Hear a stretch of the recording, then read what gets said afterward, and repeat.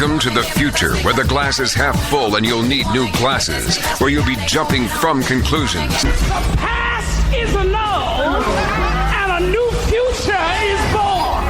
Never before in history has so much meant so little to so many. AD on the radio.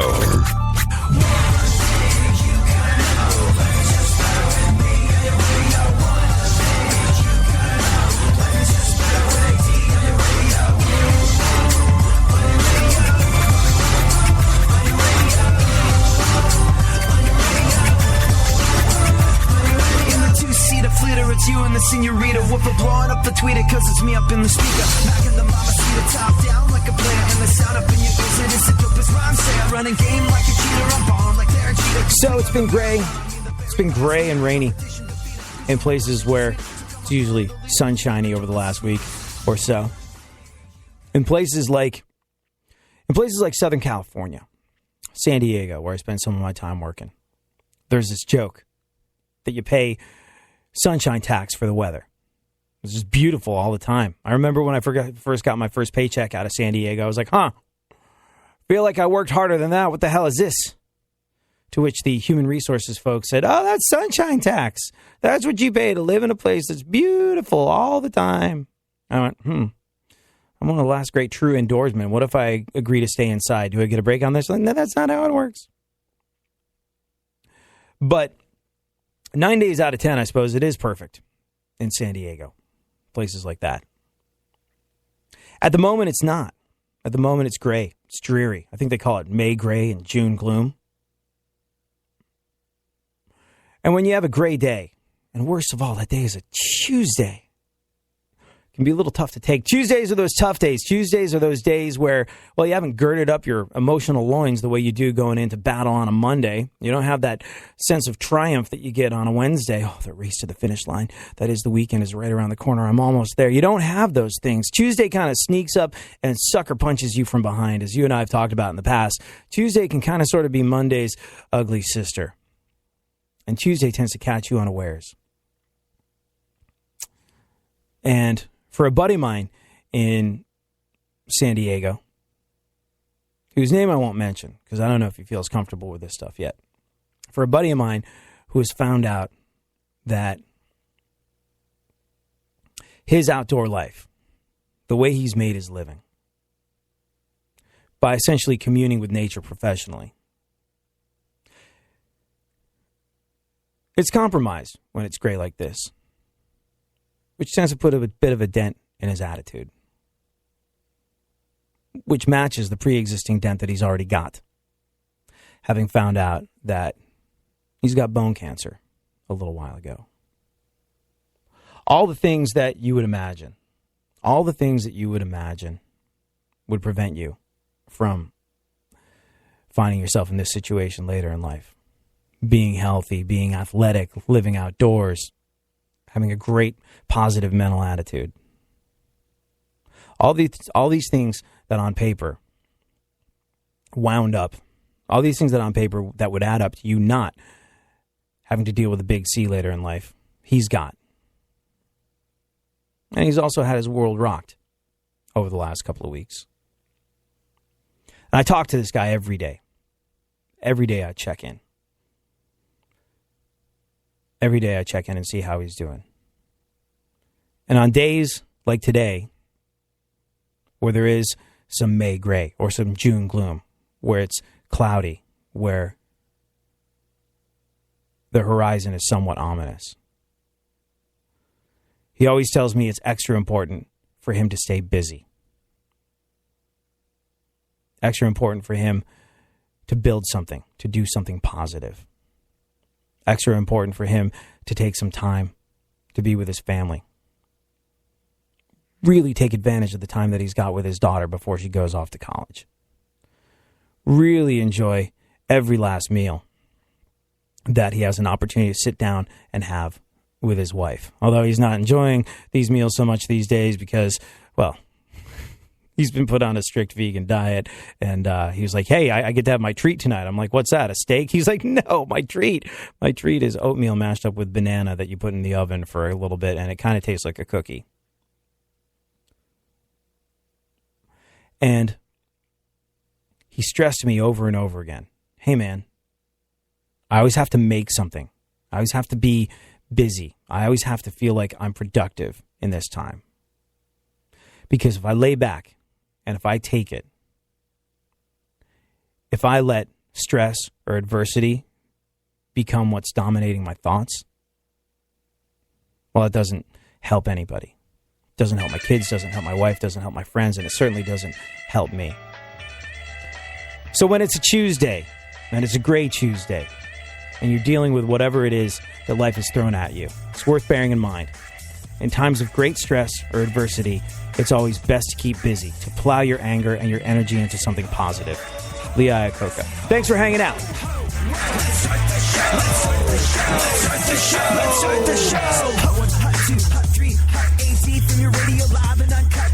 Tonight you're cutting loose and having fun, 'cause that's my job and my job's about to get done, yeah.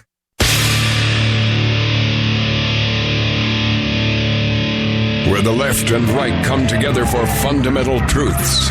AD on the radio, on Twitter at ADSXE. I do what I want, when I want, how I want. Every day you're going and working, running that rat race and that pace and that place will leave a bad taste for anyone, everyone working day after day. So buddy, I gotta say for you, there's gotta be a better way, yeah. And you do what they told ya, company man, feel it, a mindless little soldier. How can you live like that and maintain your composure before it's begun? Your life's already freaking over, yeah. I do what I want. So I'm going to peel back the curtain a little bit into our radio world for a moment. Ideally, when you're doing this right, it's a conversation between you and me. If we're doing our job, it feels like we're there hanging out with you. And that's why I got into radio. I wasn't a really social person, still not, but there are times when you want some company. And you don't want to go out. You don't want to deal with people. You don't want to have to leave the house. God freaking forbid you got to put on pants. But there's times where you could use just a little bit of company. Growing up, and even into my adulthood. There's times where I just want to switch on the radio and be kept company. And that's what me and Funkhauser hope to do every single day. Share some laughs, some knowledge, some music, and provide you with the company that you want when you want it. That's what we do here. But really, it is like a conversation between you and me. You, me, and Funkhauser.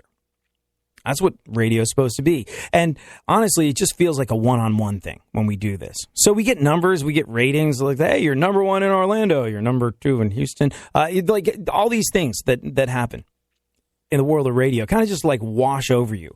But it's an extraordinarily strange experience when someone comes up to you and like, I heard that thing you said. You're like, I just thought I was talking to Funkhauser. Or I just thought I was talking to the person that had tweeted me. Like it just feels like a one-on-one situation. So it is a little unusual when people walk up to you and be like, oh, I listened to you on the air. It's strange. It's weird. And it happened to Funkhauser a little while ago, courtesy of an Orlando native that is our guest in the studio today. Welcome to the show, Zelda Morrison. Oh, hello. Uh-oh. Look out. Yeah. Okay. How's that for an intro? I don't know. There's not much to look at. I'm an A cup. I suppose we should back up a little bit and and give people a scotch of a backstory on this. Funkhauser, we're not allowed to mention the other company that you work for by name, are we? No, but I mean, you can kind of figure it out, probably. There's you spend part of your time working with me, and then the other part of your time working with an adult entertainment company that produces radio. Let's be clear here, you are not a performer. While you have partaken in Naked Gardening Day, you've never been filmed doing adult things. You're sort of... As of this broadcast, you are correct. You're sort of, and note the pun, which is absolutely intended, a back-end guy in that situation. Yeah. Backdoor man. Yeah. So you're at your other gig. You're working with what was her name? The HBO girl? Katie Morgan. Right. And explain to me how this situation came to be. So there I am doing, average day at my other place, and Katie Morgan comes out and she goes, "Hey, here's my guest." And the guest mentioned that she was from Florida. And I said, "Oh, are you near Orlando?" And she goes, "Yeah." And I go, "Oh, I'm on the air there every night. And she goes, wait a minute, are you Funkhauser? And I said, yes, I am. You're the first person to ever ask me that. I was like, oh my God. No. So yeah, we're super fan right here on the other coast. Super fan. So yeah, then that's how it happened. So in studio today, we have our guest, adult entertainer Zelda Morrison, who also happens to be a super big fan of Funkhauser, that happened to be doing a little bit of work in Los Angeles before heading back to Orlando. So she's going to school us on what life is like for a Real Radio 104.1 listener. Yes. First thing she talked about was the I-4 being an eyesore. Nope, the eyesore on I-4. Yeah. I'm going to school you guys on the lingo. I'll be your Orlando Sherpa. Even though I don't want to be. Just the fact that you use the word Sherpa. Funkhauser, can we turn her up a little bit? Yeah. Or can you get a little closer to that microphone? Yeah, eat that microphone. There it is. So, just the fact that you use the word Sherpa, and some of the pre-show stuff we were chatting about, you're smart as a whip. Explain to us how it was that you came to do what it is you do, because you have a story that is compelling in and of itself, and I really appreciate you being on the show today, and I really think this is I don't know, we have people on the show, this is far and away one of the most interesting stories we've come across. Yeah. So go on. How did you wind up an adult entertainer? Well, when the day I turned 18, I knew, I was like, well, I'm legal now. But my mom had also been diagnosed with stage 4 breast cancer a year and a half prior, and financial situations were tough, so I had to go stripping. I had to go hit the pole.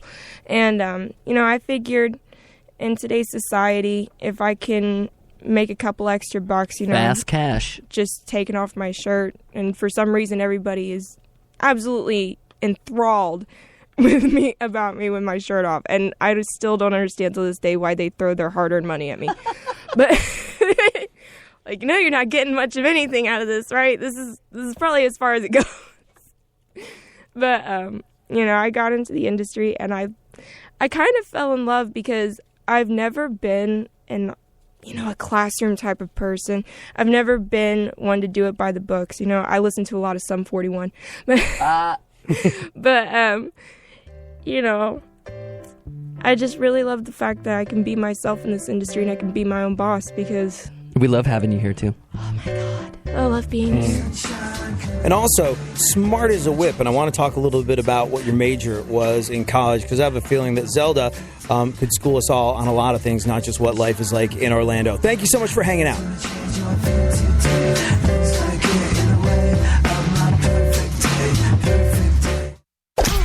Don't get the blues, get all the news. We mean all of you guys out there in Radioland. All aboard! He's back. AD on the radio. Give it up, yeah. Give it up, yeah. Bring this on, come on, come on. That's the way you do what we do. That's the way you do what we do. That's the way you do what we do. You do what we do. You do what we do. That's the way you do what we do. That's the way you do what we do. That's the way you do what we do. You do what we do. You do what we do. Well, it's a new one. Here I come again, coming again, taking it back to the place where I'm picking up the pen. And before I started, it's already a killer. When you know that you're good, I gotta say that it's a thriller. Hey, I do. Hanging out on the show today, adult entertainer Zelda Morrison, who also happens to be an Orlando native. She's schooling us on what life is like for our listeners that listen in Orlando on Real Radio 104.1. Now, oh wait, can I play the jingle? Can I play a jingle? Oh yeah, let me play the jingle here. Hold on. Real Radio. Real Radio. 104.1. Real Radio. Real Radio. Real Radio. Real Radio. 104.1. Oh yeah, I feel better now. So, Zelda, you wound up on your 18th birthday. You decided to dance exotically for dollar bills, y'all. But it was funny because when we were talking a little bit going into having you on the show, I was like, wow, she is smart as a whip, breaks off SAT words on a regular basis that I'm just like, well, that's intimidatingly intelligent of her to say. You were also, in addition to all of this, you were also a major in what in college? Journalism. Ooh, now that's the study of journals, right? That's just now. Do you feel like? I mean, look. Not only do you do what you do, but you've also got a lot to say, as we discovered in our conversations previous to you coming on the show. Do you think that that might be something that you want to pursue in addition to what you're doing now as you move forward? Of course. I always saw this industry to me is nothing. Well, it's a lot to me, but it's also my foot in the door, because I'm a strong, independent woman and I get what I want. I get what I want, and that's wild. I want to be on the radio. And look, here you are. And here I am. How did you wind up listening to this show of all things? Like, I mean, I understand people listen, but like, how'd that happen? 2 days after my 19th birthday, I got kicked out of my homestead. Well, my grandmother's homestead in North Kakalachia. And Ooh. Is that a city we should know? It's in North Carolina. Oh, okay. Then. North Carolina is, you can hear the banjos playing from miles away. But I ended up getting kicked out 2 days after my 19th birthday, which was actually it was the last birthday I spent with my mom, so at least I got to do that. But I ended up calling up my dad, because, I'm a Florida native, and I only lived in North Carolina for about 6 years. I was like, hey, Dad, can I come live with you? And he goes, what did you do? What did you do? And I said, listen, it's not that big of a deal. I just need a place to stay for a little bit, for like a month, which eventually I ended up going back home and then coming back 3 months later. But basically, his house is in the middle of Bum F, Egypt. And is that a city we should know in Florida? Oh, I don't know. Bum F. Bum fudge. I don't know. I'm trying to clean it up. Well, that's good. I really am. You're doing a great job Let's there. just move right along. Your father lived in a desolate area. We got it. Oh, my God. But he had no internet, no phone. I had no phone. I had a flip phone because I still hate technology, but unfortunately I had to get updated. And all he had was this big radio, and he had always listened to 104.1, but during the day, you guys were talking about how listening to the radio actually feels like you're having a conversation with somebody. Well, seeing as how when you guys came on, I loved your little rants and your rampages on the government and punk music and all that. And I was like, this guy's awesome. So I ended up getting mad a couple of times where I would miss the show. And I was like, dang it, now I gotta wait for the reruns. Mm-hmm. Oh, well, I mean, this would seem to be an opportune time to let listeners know that every show is podcast on iHeartRadio and Spreaker and pretty much every single platform there is. But go on. I just recently found that out. Well, she hates technology. So I do think hate that's it. All right, you have to get on board the technology train. I'll tell you why. You are a strong, independent woman. You are smart as a whip.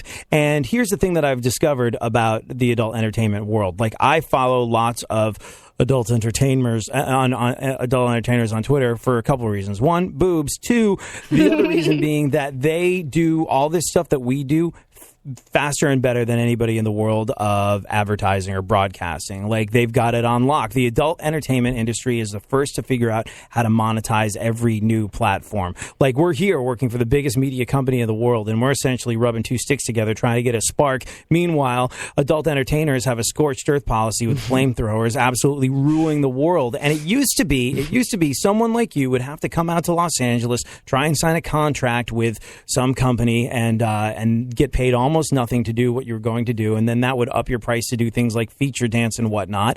But what seems to have transpired over the last couple of years is that girls have figured out that if they get a large enough following on various forms of social media, Twitter seems to be like the go-to, but if they get a large enough following, they can just drive traffic to, I don't know, their webcam shows or their online store or any of those things, and you don't have to be involved with, being tied down by some vaguely exploitive contract. And so, like, if you get your social media game on point, you really can be your own boss in an awesome way that is something that I will forever envy. Like, the ability to steer your own ship through having your audience. And honestly, it really is one of the best examples of a free market economy at work. Hey, I have something they want. I'm going to sell it to them. There's no middleman, and the internet has provided for that. You're on the cusp of that, so you can't ignore it. You gotta retire the flip phone, I'm afraid. I already have, except I didn't really upgrade. I just went to Walmart and got Yeah, thing, she's got a big giant brick. I'm an Android kind of person because I can download the Game Boy emulator onto my phone and play my Game Boy games. But Oh, wait, hold on. And also, let's just point out the fact that you are a legit gamer. We've been remiss. You've been remiss. You need to be more of a self-promotion machine. Where can people follow you on Twitter, Zelda? Oh, yeah.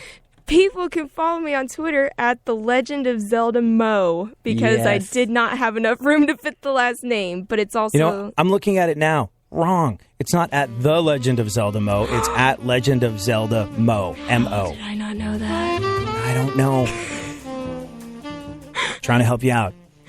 I'm trying to help myself, man. I'm trying. No, but the fact that you're a gamer as well, and a legit gamer, that opens up a whole new interwebby world. Funkhauser and I wish we were good-looking females that happen to have, we wish we were good-looking females that happen to have a very close tie to the nerd community. We've got the close tie to the nerd community, but it works a lot better for you when you're an attractive female. It really does. We'd be driving nicer cars and living in better houses if we had these things going Yeah, for we us, wish which we're we attractive don't. females just for that reason, though. All the other things we're not interested in. That's Right?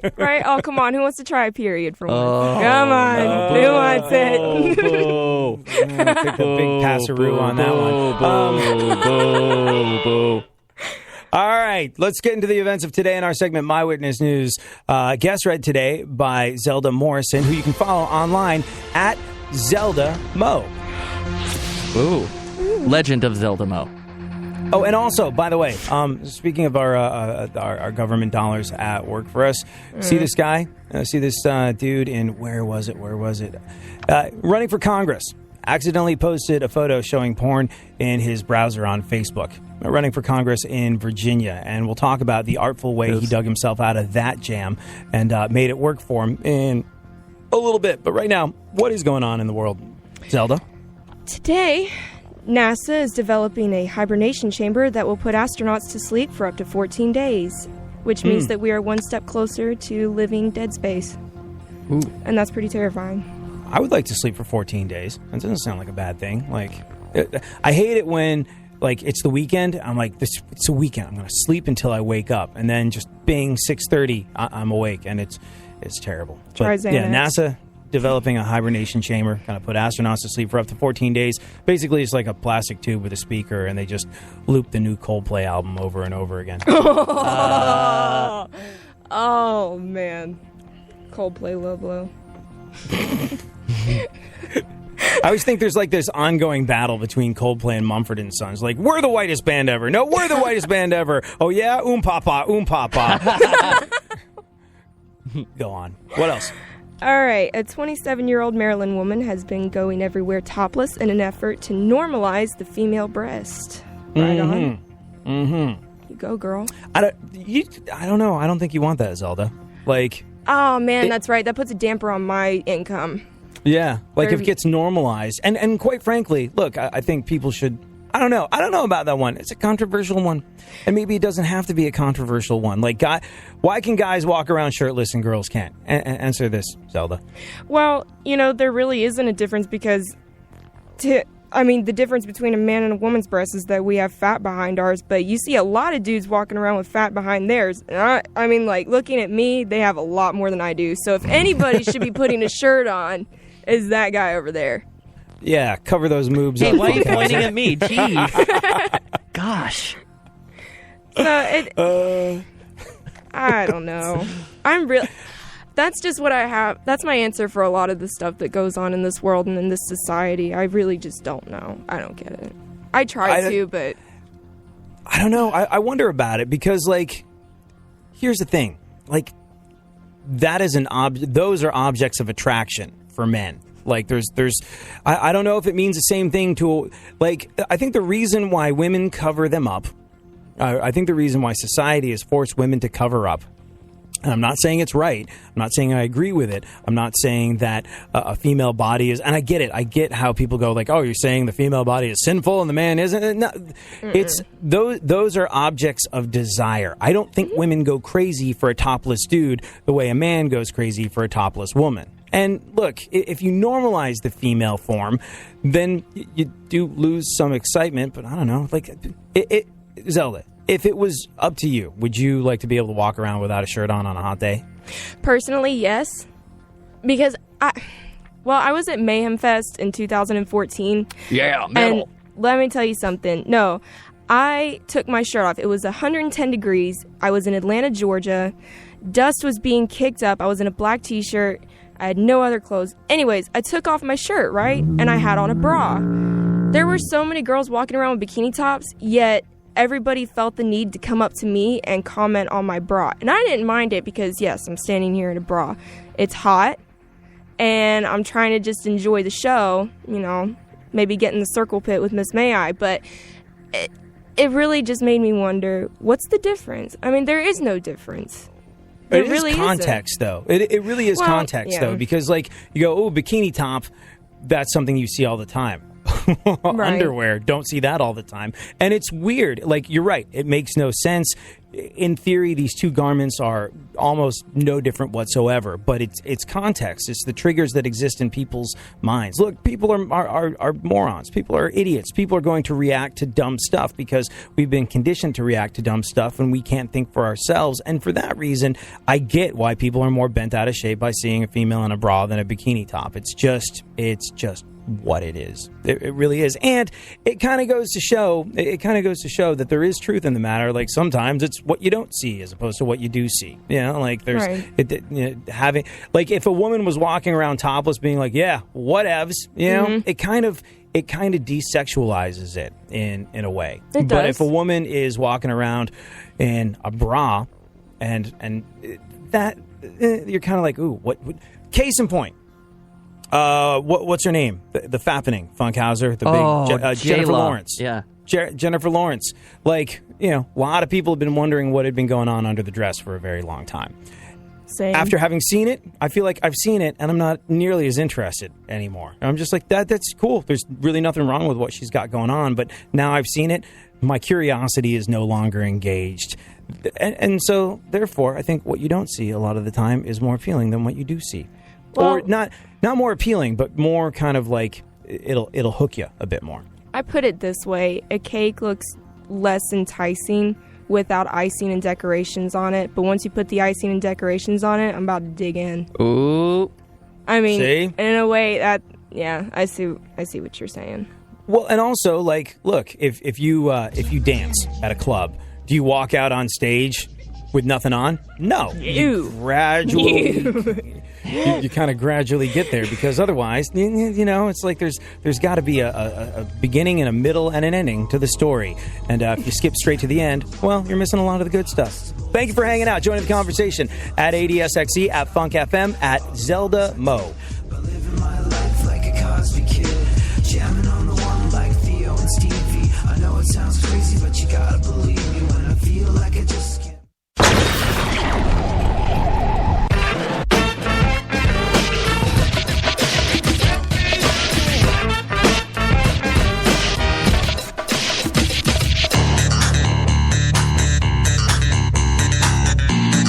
Now, more AD on the radio. Back once again, the ill behavior, delivering and giving you a musical savior. Back once again, it's your boy AD again. Nobody rock a party better than me. Back once again, the ill behavior, delivering and giving you a musical savior. Back once again, it's your boy AD again. Nobody rock a party better than me.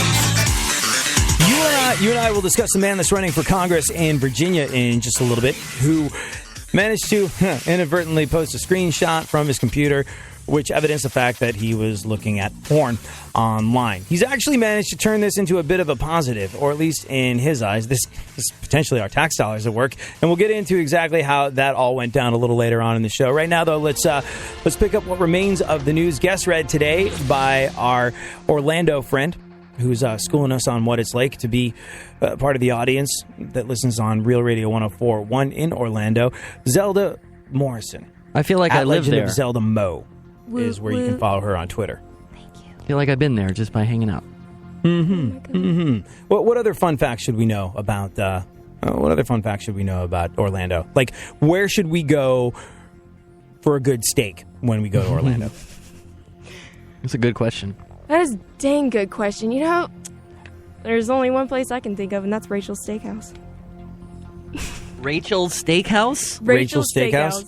What's good What's about so Rachel's good? Steakhouse? you know, they have really good food. They have really good food. Yeah, do they have anything else? Is there anything else going on there? They might have breasts. And, well, no, actually, you have to wear pasties on your nipples at all times. Hold on, it's a steakhouse where girls dance exotically? Yes. Ooh. But it's like a legit steakhouse. That's kind of like old time. Yeah. It's actually a legitimate steakhouse. It's like dinner and a show. Dinner theater. Yeah. Interesting. Huh. Boobs. Have you ever performed there? I did once. I did not like how PG that club was. Oh, do they feed you? Like, do you get delicious steak at deep discounts when you're done performing? You know, to be honest with you, that's the only reason I stayed for as long as I did. See? And that was that one night.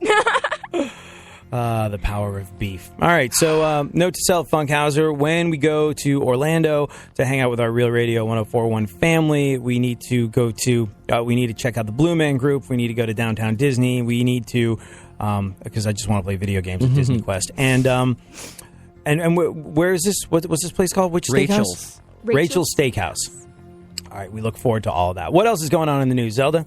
Okay, I actually had to keep myself from laughing so hard at this one. Hillary Clinton said if she's elected president, her husband Bill will be in charge of revitalizing the economy.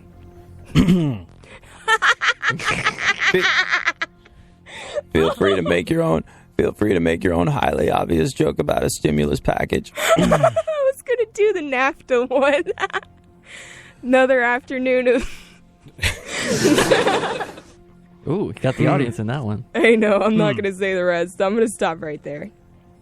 I don't know if I like the idea of a family being in charge. Like Bill Clinton was one of the few presidents that when you look back over time, look, regardless of which side of the political fence you come down on, Bill Clinton was one of the few presidents that left the White House in recent years with an approval rating. People were stoked with the job that he did on his way out. Like, he had a bit of a checkered time whilst occupying the Oval Office, but, he went out on a high note. So a lot of people, especially on the Democratic side, look back on his time there favorably. Be that as it may, I find it to be a tremendous conflict of interest to... there's a name for it. Nepotism. Hey, I'm going to be president. I'm going to put my husband in charge of the economy. Just doesn't read well. Like, I get it, but if you remove the fact that they are the Clintons from it, like if you heard a story about one person being put in charge of a company and they immediately hired their husband to look after finances, that would raise a couple of red flags, wouldn't it? Yeah. She has angry comments. Angry no comments. words, just angry. Do you? You don't have to say. You don't have to bring politics into it. But do you have? You don't have to say who. But do you have someone that you're excited to vote for, providing they can clinch the nomination, which it looks like whoever it is will. Like, are you excited to go pull the lever for democracy and vote this year? To be honest with you, yes, I do want to exercise my right to vote, and also because I would love to complain about who becomes president, and I have a feeling, well, here's how I look at it. If you didn't vote, and you didn't at least try, you don't get to complain about it. So... that's how I feel about it. I think you're very right, and a lot of people bring that up in terms of like, hey, it's one thing to be a spectator, but you got to get down on the field and play if you really want to feel like you are part of the game. And we've said this a couple of times on the show, but I think this election cycle is more important than ever before.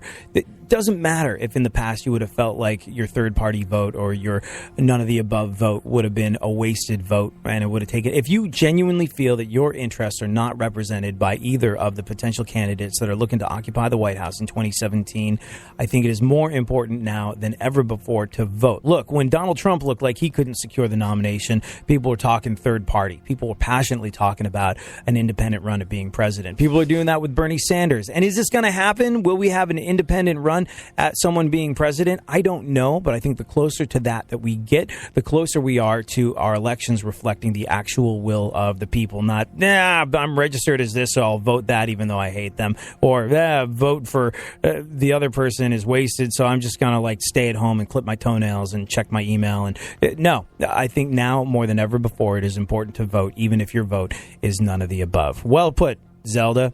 You have no right to complain if you haven't voted. Thank you. That's exactly how I feel about it. Damn Skippy. What else? Okay, so Donald Trump says he keeps his tax bill as small as possible. Hitler. Oh, you need a tissue? Oh, I think I do. Ah. I think I'm allergic to bull crap. Trump says he keeps his tax bill as small as possible. Well, that way when he holds it, his hands look larger by comparison. You know, it's funny, like people going after Trump for his look. I get it. Like I understand him wanting to keep his tax return private. Like, I mean, that's almost the relationship that you have with the person that does your taxes is almost as personal and sacred as your relationship with your doctor or your shrink. There's personal stuff in there. To like air that in public is a tough thing to be asked to do. He did open himself up for this though when he started his campaign off by going, well, let me tell you how many billions of dollars I am worth. So, you know, is it surprising that people are demanding that he unleashes his tax return? No. Should he have to do it?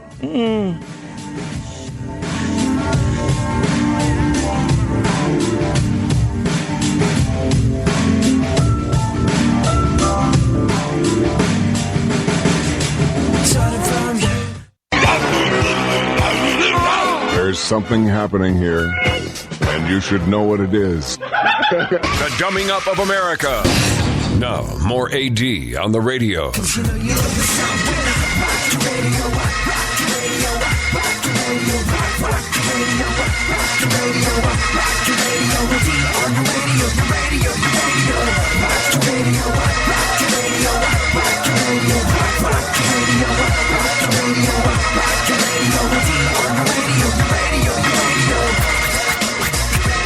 Somebody running for Congress in Virginia posted a screenshot from their computer. Sharp-eyed folks noticed that off in the corner, there were a couple of browser tabs open to some adult websites. And this guy has actually managed to, he's managed to make it what he thinks is a positive for his campaign. This is our potential tax dollars at work, and I'll be interested to see what you make of it after we finish up going through what remains of the news. Guest read today by adult entertainer and Orlando native Zelda Morrison. Legend of Zelda MO is where you can follow her on Twitter at Legend of Zelda MO. Also joining the conversation with me and Funkhauser at Funk FM at ADSXE. Yes, all of those things. Tell us some more stuff we need to know about Orlando, Zelda. Like, what's your favorite thing to do whilst you're there? Stay as far away as possible. We love Orlando. Orlando put us on. Orlando put us in touch with you. Yeah, true. Well, no. When I'm in Orlando, I really do. I enjoy Disney. I've only been twice, but it's actually really nice. It's nice to go there, you know, when you've had a really crappy day. Maybe you got yelled at. And, you know, you just go to Disney and you eat a Mickey Mouse-shaped ice cream bar. Everything's okay. Get yourself a balloon. Makes you feel better. Makes you feel real better. Let me ask you this. Do you ever go to Disney Quest? No, I've never in downtown Disney? No. You're a gamer and you haven't been there? Like, I haven't been there in a long time. My head about exploded the first time I walked in there because it's like 5 levels. And at the bottom level, like, and maybe they've changed it, maybe they haven't. Like, if you're listening in Orlando, you want to school us on what Disney Quest is like at the moment at ADSXE. But here's the thing. When you walk in, or at least last time I went there, it's like games from the 70s. It's the original Pong. It's the original Space Invaders. It's like all these original sort of like old school pinball games and first video games ever, like the beta test of the world of arcades. And then every floor that you go up, things get newer. And there's a virtual reality floor until you get to the top floor. And there's this area of games that haven't been released to the public yet that are, I guess, sort of like so new that you can only play them by going to Disney Quest. It is awesome. She's literally exploding with surprise. Well, I got to mess around with an Oculus Rift recently, and that was trippy. That freaked me out, because when you take off the goggles, your brain literally does have to readjust to reality. All right. Let's back up. What is an Oculus Rift? Oculus. What? An Oculus Rift? Yeah. It's virtual reality. It's a pair of goggles, and you strap your phone into the front of it. And the games that are designed for it, you know, you can literally look around and it's like you're looking around in the room. It's literal virtual reality. Okay. And it's trippy. It is so trippy. But I think that they have one at Disney Quest and I really want to go, but I've been too poor. I really have. And plus, Orlando scares me. Orlando is like Tampa. Every time I drive into Orlando, I'm like, it's like driving into the gates of hell. Like, who's gonna sideswipe me today? Oh, I will say this. Like, Orlando, great city. Awesome people. So stoked that we're on the radio there. Always had a blasty blast whenever I've been to Orlando, whether it was when I was living in New York and would go there on vacation, or whether it was when I was in a band and we played like Earth Day Birthday, that thing put on by WJRR, the sister station of Real Radio 104.1, and that will live in my memory as one of the greatest shows I ever got to play. Like, Orlando people, you're cool. Orlando audiences, you are awesome. I always have a great time in Orlando, but I always feel I'm taking my life in my freaking hands whenever I drive in the entirety of the state of Florida. It's dangerous. It's real. What was that thing Jerry Seinfeld said about like the state flag of Florida should just be a retired person with knuckles on a steering wheel, not looking back as they back up? It's God's waiting room. Oh. No, it is. Everybody's just waiting to die in Florida. Well, people do go there to retire. I would like to retire. I am ready to skip over the next 30 years and move straight to Del Boca Vista, play shuffleboard, eat early bird dinners, and do radio there that is oldies radio, still playing Nirvana. I think that would be... That's the dream. I'm just trying to get to where you're at, Zelda. What else is going on in the world? Let's take a look at the rest of the news. Donald Trump is considering Sarah Palin as his running mate. Uh-huh. Because it worked out so well last time. Okay? When will America learn? It worked out great last time she was picked. They didn't make a movie or anything, you know? What are you trying to say, Tina Fey didn't even make... It's not like Tina Fey made a living off of that skit. I really liked Sarah Palin when she first came onto the scene. When she first came onto the scene. And then when it was sort of like that fateful question she was asked, like, what newspapers do you read? All of them. What do you like to read? Everything. Can you name one thing? Not really. Like, it was just like, okay, this is... And I went from finding her to be charming over the course of years. I've gone from finding her charming to being a dangerous, pandering idiot. Like, what? I don't know about a vice presidential run, but, like, I once said to myself, like, I've never voted to vote against someone. I've never voted to keep someone out of office. And generally speaking, I lean a little harder right than a lot of folks that I know. And, you know, I suppose in my bones, I'm a bit of a conservative. I believe in people. I don't believe in parties. I don't believe in being a registered anything. I believe in things changing in a way that you have to take care of, noticing. Like, we talk about this all the time on the show. So you have the George Washington. Well, my father's first opportunity to vote, I think, came with Kennedy, like back in the day. So this is going back one generation. My father's first vote, and I don't know whether he voted, I don't know how he voted, but his first opportunity to vote, Kennedy was running for president. And Kennedy had a big problem because he was running on the Democratic ticket, and a black person, he couldn't secure the black vote. Why? Because the Democratic Party at that time was largely associated with the KKK in the South. Not something that's going to get black voters on side. Now, he did a thing with Martin Luther King that helped him win black voters, which was unheard of for a Democrat. But if you go back one teeny generation, my generation to my dad's generation, and look at the fact that just that recently, the Democratic Party was unable to get black voters out in force because they were so associated with the KKK. Well, things are kind of different now. And the idea of like, we're Republicans, son. We're Democrats, dear. This is how we vote. This is what we do. This is what our family does. They want to remove the critical thinking from the voting process. They want to be able to count on your vote the way they counted on your mom and dad's vote. And that is an absolute freaking anomaly. That said, I do tend to lean a little further right. But when there was an idea that Sarah Palin might run for president, I was like, wow, that would be the only time that I would cross party lines and vote for literally anyone else to keep her out of office. I think, look, and maybe people disagree with me, and I respect you and I respect your opinion, and I understand that a lot of people I know actually like Sarah Palin, like some of the things she has to say, but in my mind, she's a dangerous idiot that must be stopped. So I don't necessarily see, I don't know, I can't. I think Donald Trump, if he's going to make a real go of it, and look, he surprised everybody by making more of a go of it than anyone ever thought possible. But if Donald Trump's going to make a real go of it, I think he's going to need someone that's a little bit more sure and steady and a little bit more respected in the world of traditional politics than Sarah Palin is. You know, you got to do more than bail on your term as governor and go hawk a book and a reality show and a TV series and a failed Fox program. Like, you got to do a little bit more than that to make sense as Donald Trump's running mate, and I don't think she does, so I don't think that's going to happen. One more piece of news. A Massachusetts man who had his penis amputated in 2012 became the first American to get a penis transplant. Yes. Yes, he did. Well, it's actually like he's from Worcester, Massachusetts, and it's kind of it's actually like me.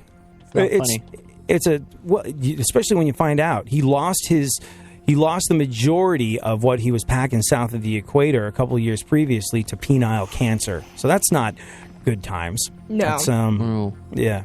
It's definitely an interesting one, though. Medical science has provided for some really, really interesting things, and that is one of them. I got a lot of off-air questions about that.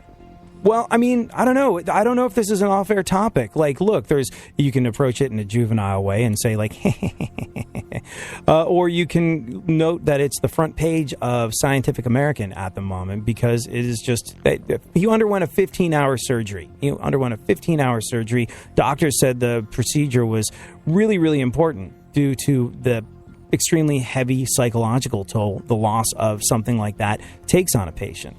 And they said, we're hopeful that these reconstructive techniques will allow us to alleviate the suffering and despair of those who have experienced devastating genital injuries and are often so despondent that they consider taking their own lives. It's true. Like, there's so much of your identity wrapped up in what you got going on south of the equator that when that's damaged, it damages who you are as a person. So, on the one hand, on the other hand, man, that's freaking amazing. And hopefully it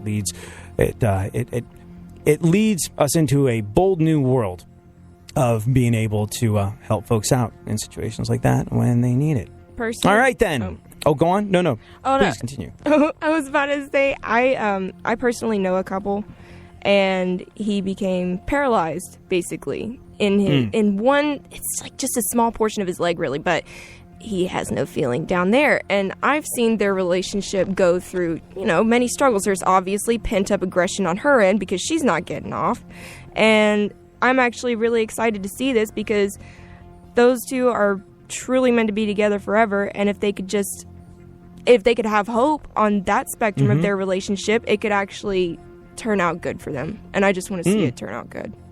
Yeah. No, I mean, there's so much of your identity wrapped up in that stuff. There's so much of, especially if if you are in a relationship, if you are married, like, it's a big, big deal. So hopefully this is the way forward into a brave new world that gives people that didn't have hope a whole bunch of hope by giving them their junk back. Guy named Mike Webb, running for Congress in Virginia as an independent. Yesterday, he posted a screenshot of his web browser on his Facebook page. Only he didn't check the other browser tabs that he had open, and two of them showed porn titles. Oh, no! Yvonne, Sexy Amateur, and Layla Rivera, Tight Booty. Oh, my God. There's some press for you. At least it wasn't, like the crazy porn. Whoa, careful. Whoa, man. Don't say it. Whoa. Let them think it. Oh. Crazy adult entertainment, he said, hoping to remain employed. Oh, my God.